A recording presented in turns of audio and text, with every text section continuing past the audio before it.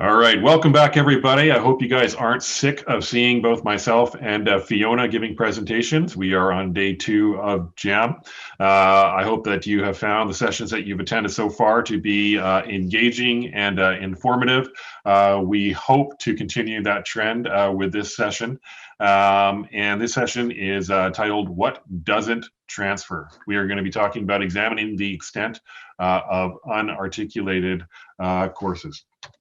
Now, I'm going to do my best not to read this like it's a trailer to a big picture movie, but I will start by saying that for over 30 years, BCCAT has conducted research on the efficacy of the BC transfer system. Research has focused on articulation, mobility, and success. Okay, that's enough of that. I'm not going to read it in that voice, but I will tell you that if you want to learn more about student mobility and the research that we are doing, you should tune in a little bit later today for the session that is going to take place on student mobility. That's going to be conducted by my colleagues, Robert Adamowski, Anna Takina, and Joanne Heslop. But for today, we're going to be talking about looking at transfer from a bit of a different angle. So we've always taken a look at how students transfer. We've always taken a look at, the volumes of transfer agreements, volumes of credits, what are the patterns of year over year. But for the first time last year, we decided to conduct a study that looked at transfer from a different angle. And the overall research question was this: what is the extent of unarticulated courses in the BC transfer system? So we know what transfers, we can see that evidenced by both the agreements in the transfer guide and by the students that are moving and taking their credits with them. But what about the gaps? What about what isn't there? What are the courses that are not articulated in the transfer system? So here's a little bit of background on this research study. Now, I know you all attended my session yesterday, so you will obviously remember that I mentioned that the BC Transfer Guide has over 230,000 equivalencies. I'm sure you all remember that statistic. And that covers about 30,000 courses that are offered at the 39 member institutions in the BC transfer system. The purpose of this study was to identify the characteristics of an unarticulated course. Okay, so it's not just to take a look at what courses are missing, but also to take a look at what are the characteristics, what are the trends, what are the common threads regarding why a course might not be articulated. We also decided to take a look at articulation across year levels.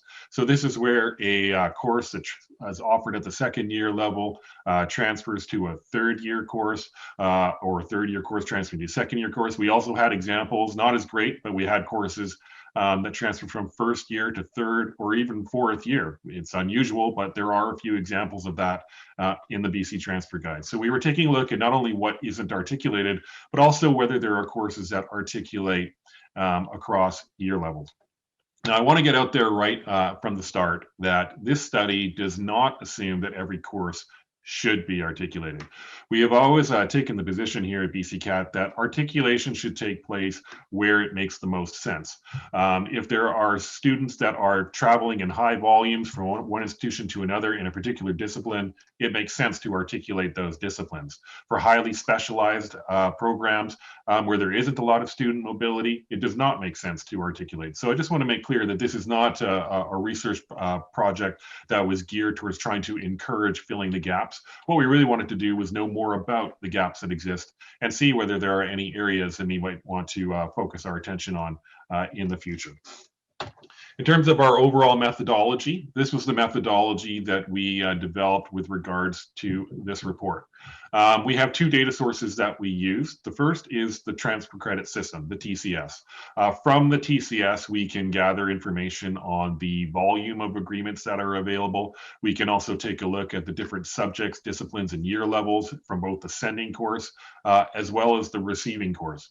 When we started taking a look through that data, what we also found was that there was some data that was probably worth excluding. So we decided not to include any agreements that were expired or end dated, I should say, agreements that were denied credit, where there was exemptions, preclusions, or even graduate level and developmental courses. Some of those courses probably have found their way into the transfer guide over the years, but our primary focus was taking a look at the university level courses at the undergraduate level.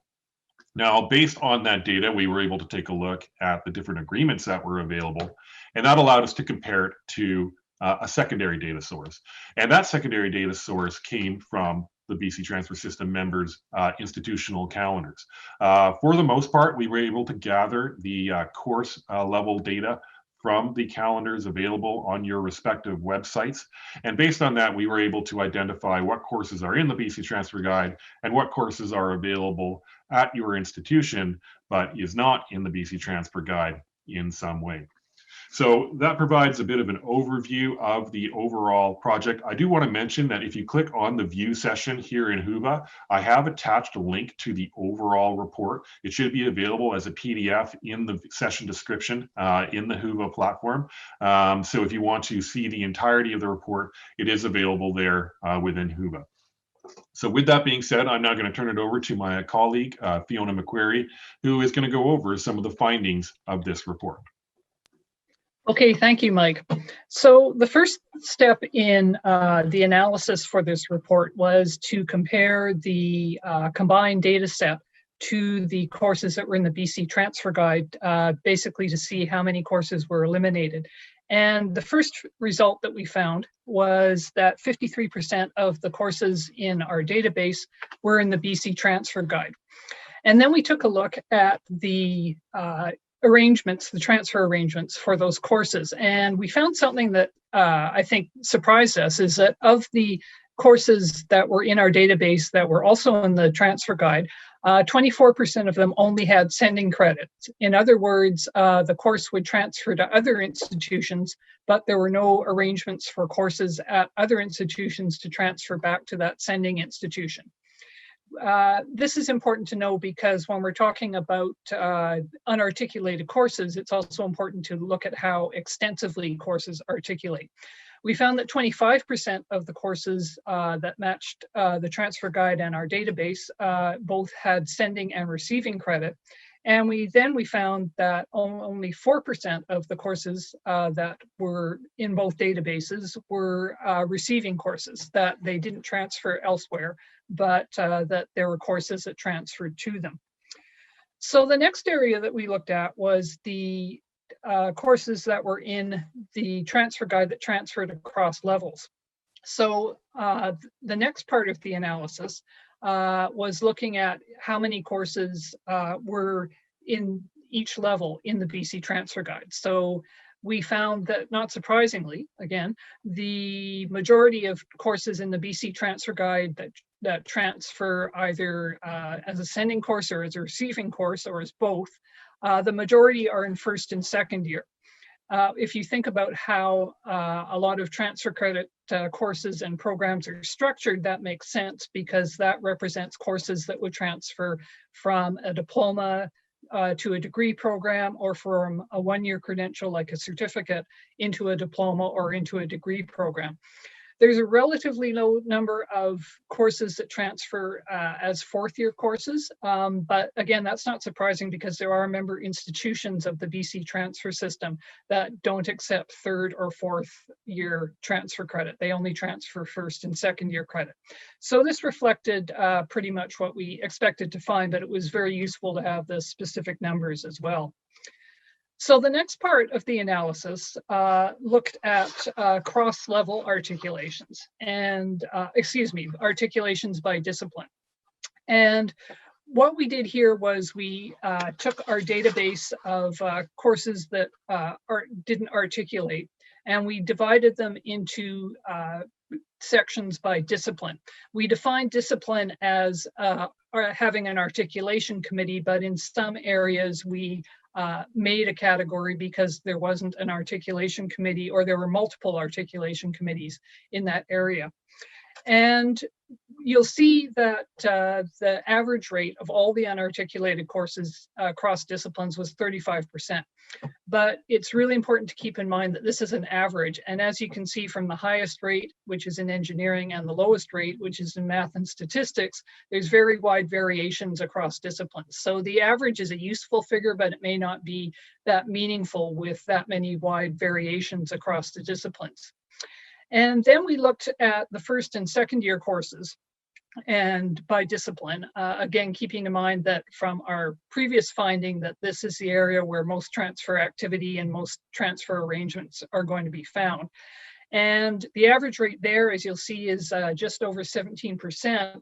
And again, there's a very wide variation, in fact, quite a bit wider than the overall variation, with nursing at the highest and criminology at the lowest. So this gives us a sense of whether the amount of our articulated and unarticulated courses, whether the discipline that the course is in makes a difference. And I think the most useful finding here is that it really depends on the individual discipline, but the average figure gives you some idea of where the average rate stands across all the disciplines. So the next finding that we looked at was looking at articulations across year levels. And what this is defined as what we call cross-level articulations is where a course transfers from a different year than it is at the sending institution. So for example, if the course is a first-year course at the sending institution and it transferred to another institution as a second-year course or a third-year course, then it fell into this category. So we found that 23% of the articulations that we looked at awarded credit above or below the level of the sending course. And you can see from the numbers here that the most common was a second-year course articulating as a first-year course, and from 33% in that category up to 11% of third-year courses articulating to fourth year. Now, this is an interesting area to look at because of the potential impact that this could have on a student's academic performance. That if a student is transferring and they need to have a certain amount of credits at a certain year level to complete the credential that they're articulating, then having a course articulate at a different level where they took it could be a problem. On the other hand, if the course articulates higher than the level it was at the sending institution, that could actually be a good thing for the student because it saves them from having to take an upper level course. But we found also that the categories that we've listed here are articulations across a single year. And we also looked at whether there were courses that transferred beyond a single year, like a first-year course transferring as a third or a fourth-year course. And there were very few numbers of those. So it's fairly safe to say that when a course articulates at a different level, it usually articulates within a single year. We'd also looked at this section in terms of the discipline, as we did with the previous analysis of the percentage of unarticulated courses by discipline. And we found here that business had the most cross-level articulations, and as is noted here, chemistry had the fewest. So just to finish off this part of the analysis, we'll just show you the chart of articulation across year levels. And you can see here that across the top of the matrix is the year of the course at the sending institution. And that's cross-referenced with the year that it was articulated at the receiving institution.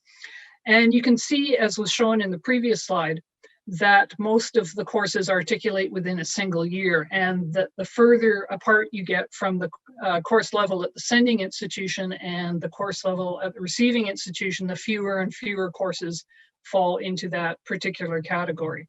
So as we indicated in the previous part of the findings that I mentioned, cross-level articulations do exist, but they tend to exist in a relationship where a course articulates usually no more than a year's difference from where it's offered at the sending institution. So now I'm going to turn things back to Mike to talk about the implications of what we found overall. All right, thank you, Fiona. So lots of interesting information came out of that study, and I should let you know that if you go through the report, I mean, what Fiona has just gone over is really just the tip of the iceberg. If you're a bit of a data geek, and I will admit I'm a bit of a data geek, there's a lot of good stuff in that overall report that really peels back the layers on the issues of unarticulated courses as well as courses that articulate across year levels. But here's a couple of general overall observations that we found with regards to this report.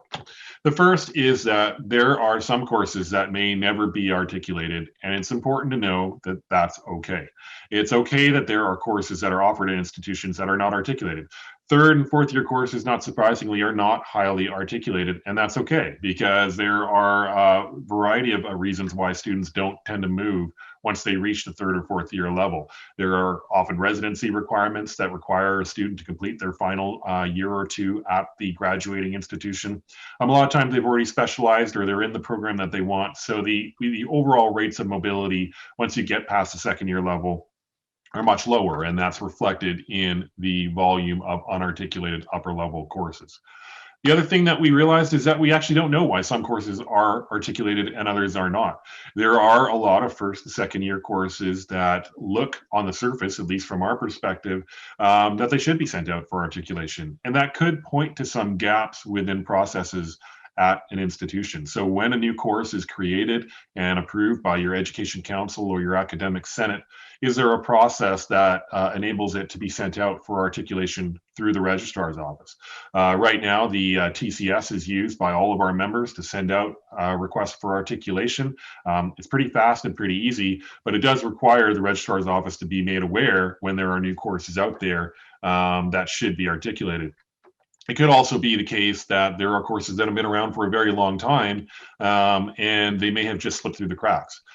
So if there are courses that you think should be on the BC Transfer Guide, you can always just do a quick look at the BC Transfer Guide to see if your course is there. And if it's not, you can arrange to send an updated course outline to your transfer credit contact at your institution, who can then begin the process of articulation.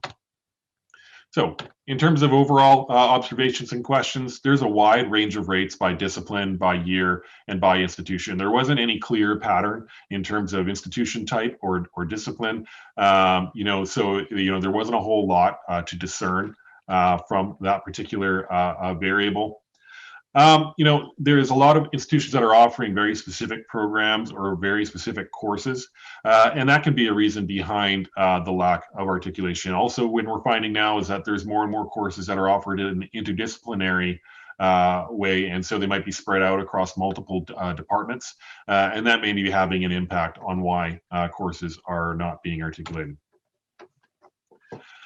It's also not clear on whether there's an impact here. And that's something that's worth keeping in mind. We don't actually know if there are students who are being negatively impacted by not having certain courses in the BC Transfer Guide. We kind of make an assumption that if a student presents courses to a receiving institution with the hopes of gaining admission, if the course has not been previously articulated, it might be reviewed upon admission or upon acceptance to a particular program. But we don't know that for sure. And so it's not always clear whether the students are actually just receiving credit, but it's not being published in the BC Transfer Guide. So it's just sort of a one-off awarding of credit. Or if there is something that is impacting the student's ability to transfer to a particular program. I would say that if you do observe some gaps within your programming, you should try to work proactively to address it. Here in BC, I often say that we're almost the victims of our own success, in that we have a lot of students that will not register for courses until they see that it is transferable in the BC Transfer Guide. So if it's a highly subscribed course at your institution, but it's not in the Transfer Guide, we would encourage you to send it out for articulation. So there were a handful of recommendations that came about as part of this report. And these are the recommendations. So the first was to identify courses that aren't articulated, but possibly could be, and notify institutions. So that could be an action item for BCCAT. It could also be an action for the institutions themselves. Take a look at the report and then make a note of any gaps that you'd like to fill. The other one is what I just mentioned a minute ago, is exploring whether student mobility is affected by the volume of unarticulated courses. Not the easiest research question to answer, but it's something that I think that we might want to explore further so that we can better understand the impact of this particular issue. We can also explore reasons why courses are not articulated, or why they are articulated across year levels. In the earlier chart, we noted that the volume of courses that skip a year, so a first year to third year or first year to fourth year, is pretty low. But there is a fairly high volume of courses that do skip at least across 1 year level. So a first to second year or a second to first year. And there might be reasons why that is. But it's not always clear. We don't go through the course content of every course, and it could be that it's just a second year offering at one institution is offered at the first year at another, and it could be nothing more than that. But there could be some reasons that we are unaware. So that's another area for us to review. And finally, taking a look at the rates of unarticulated courses over time. This is the first time we've ever taken a look at this particular issue. It was a recommendation that came out of our Transfer and Articulation Committee, and we put it on our work plan last year. And so this is really the first time that we've actually tried to examine this particular issue. But at least what it does now is it gives us a baseline by which we can build upon it for further research. So in the future, if we want to rerun this type of study in a year or two, we can start to compare whether some of the gaps have been filled in over time, and perhaps analyze whether there are any trends or things that we can discern from that particular body of research. So that is the overall report. Here is a link. This is the direct link to our website. Like I mentioned, the report is also included in the session description, so it should be available just if you scroll down below the speaker list, where you see both Fiona and my beautiful headshots. You should be able to find the link to the report, but if not, that is the direct link to the report. So with that being said, I'm happy to turn it over to the chat, which is over there to the right, and we'll be switching over to the live screen, and we're happy to answer any questions as best we can. Thank you.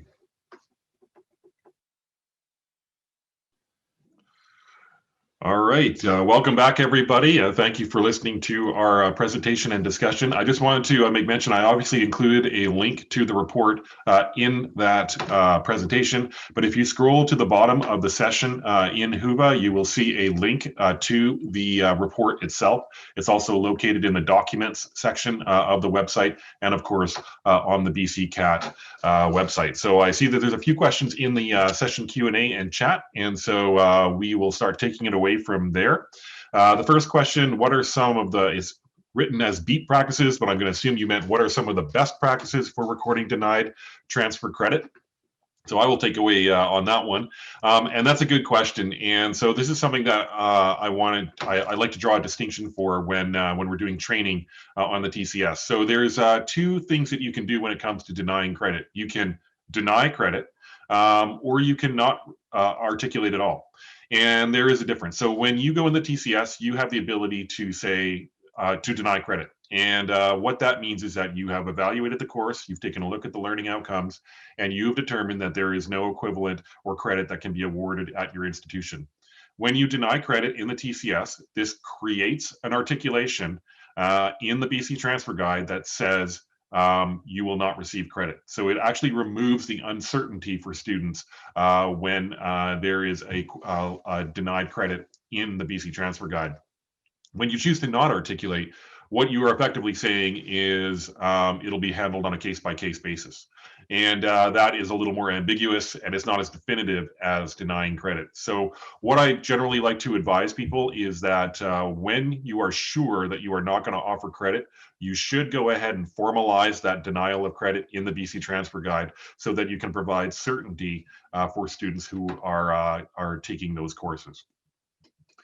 There is a second question here from Lisa Randall, and the question is basically around, can you distribute the information regarding the courses that we found on the calendar website that are not in the BC Transfer Guide website?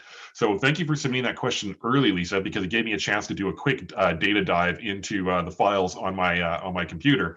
And I think the answer is maybe. So we do have the volumes of data that support the report. And so what I'd have to do is do a bit of a deeper dive into the data. But what I would suggest is that if anybody out there is interested in finding out more about their particular institution and how their courses showed up in this report, please drop me an email and I will follow up with you over the course of the next couple of days. Okay, so another question in here. Would courses that transfer as fewer credits be considered as part of a non-transfer? Fiona, do you want to answer that question? I'm not sure I understand the question. So I guess the question is, if there are fewer credits in the course, would it be considered part of a non-transfer? I think as part of this report, if a course transferred as any type of credit, it showed up as being right. in the course. So it wouldn't be considered an unarticulated course. That's right. So a question from Scott Walker: are there any lessons to be learned from those schools that have a relatively low number of unarticulated courses? It really depends on which school we're talking about, because there are members, all the members of the BC transfer system, all the member institutions have many different mandates, and some schools act primarily as senders and others act primarily as receivers. So I think the more detailed answer to that question would be to look at the specific school and look at what its mandate is. If it's a school whose primary function is to offer, say, the first 2 years of degree programs, and then students go to another institution to complete the degree program. If that school has a relatively small number of unarticulated courses, it's probably doing what it was set up to do. But if it has a high number of unarticulated courses, then you might ask whether students are actually able to use the transfer pathways that the school is intending to create. So I think it depends on the specific school and what its purpose is, and whether the number of articulated or unarticulated courses supports the mission and the mandate of the institution.